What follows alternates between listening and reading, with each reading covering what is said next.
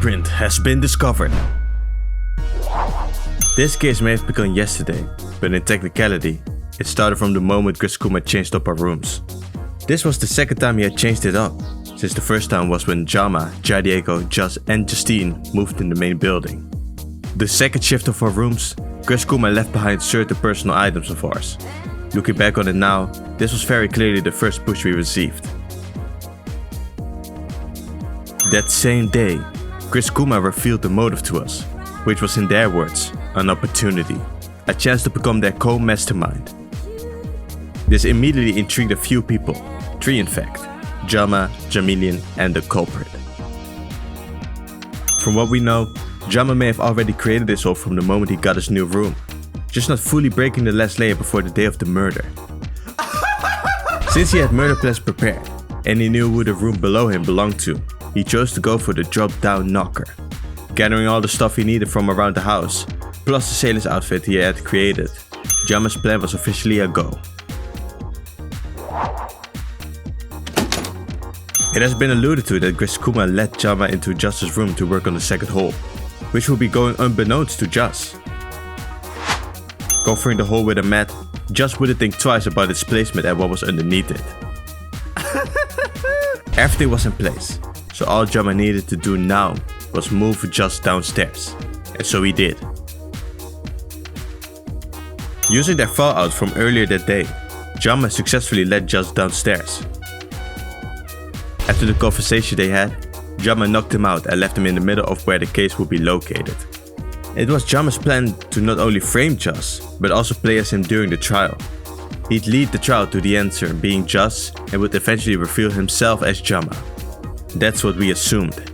But Jama never closed Just's door. Not just that, but he decided on his iconic wig to hold the rocks.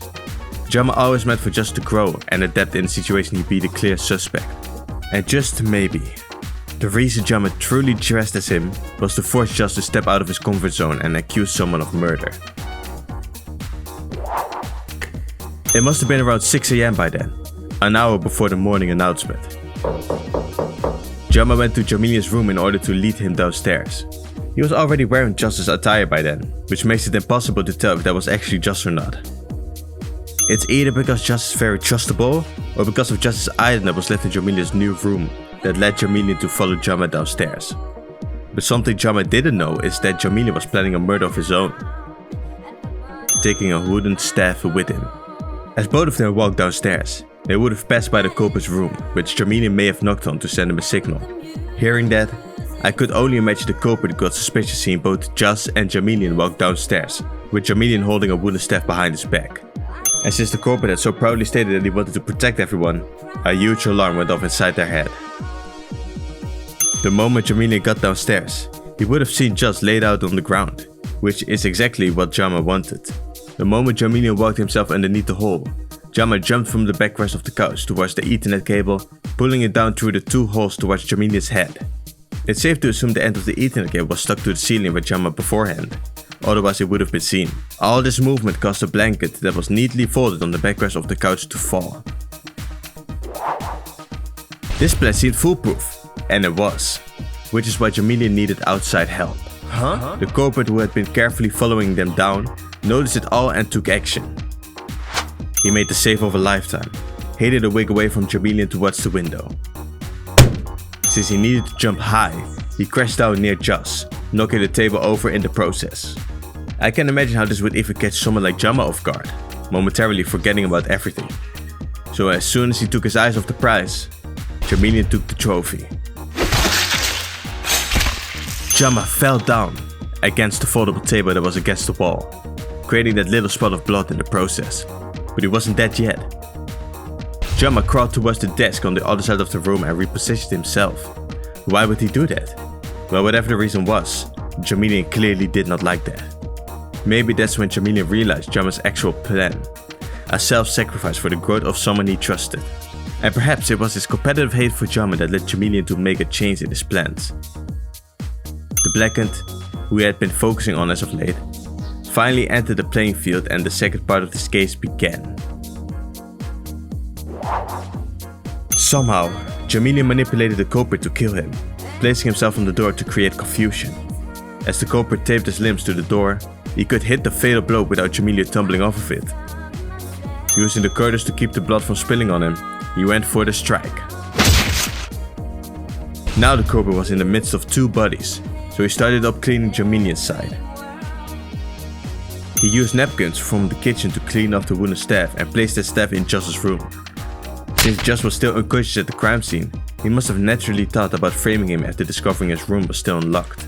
Anyone would probably think the same, turning Jama's intended crime flaw into a dangerous topic for Joss. However, that wasn't the only thing the culprit noticed. They, alongside JayJanLee, may have figured out Jama's real plan beforehand. Seeing as that massive part of the case was all Jess orientated, and they were already planning to frame him, it's safe to assume they wouldn't have touched that crime scene at all. Even if they wanted to, the time they had left wouldn't allow them to anyway. But in his hurried pursuit, the culprit missed one fatal detail. Jama was still alive and witnessed everything. And since he witnessed JayJanLee's death, he'd be the first to discover his body. It's unknown if he did it on purpose or not, but it's what got the culprit caught in the end. The culprit returned to their room and waited for the morning announcement to play, joining us as soon as we woke up. Everything was forced upon him. He didn't plan a thing beforehand, but he fell victim to temptation, so we cannot look past that. You have made your final save, Justine, the ultimate goalkeeper.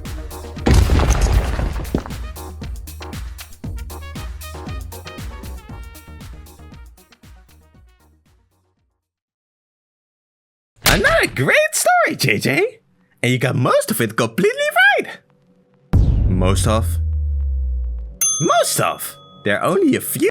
Wait! Huh?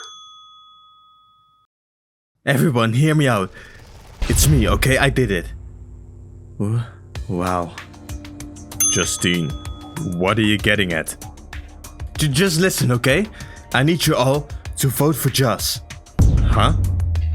Oh, a final bag? This sure is intriguing. Why me? It's over, Justine. You know that, right? The person doesn't matter any longer. We could all vote for Diego or even JJ. I'm just saying, don't vote for me. Are you talking about the motive?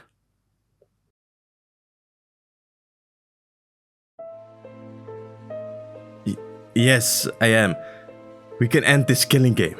Right here and right now.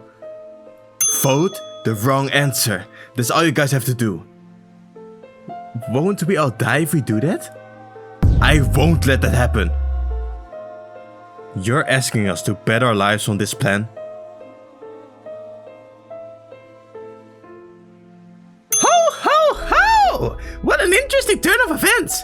What will our heroes do? No.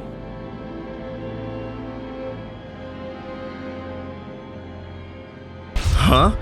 JJ, please think about it. I have, and we won't do it. We shouldn't do it. Why not? This is our chance. Maybe even the only chance we'll get. There is no we. Huh?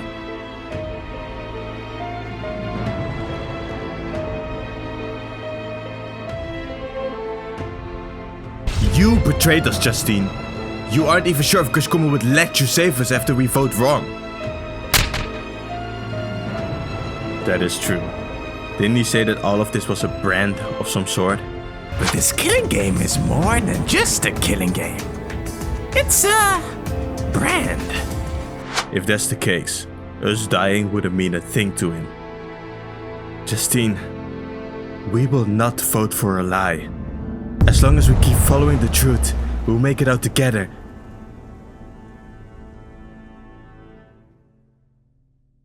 Boo! It ended already? Well then, it's time to vote. I was planning to remind you guys to make double sure you don't vote for the wrong person. But it seems like you guys already got that on lock. So let's not waste any more time. Grab your handy dandy JayJanRonpa app and begin the vote.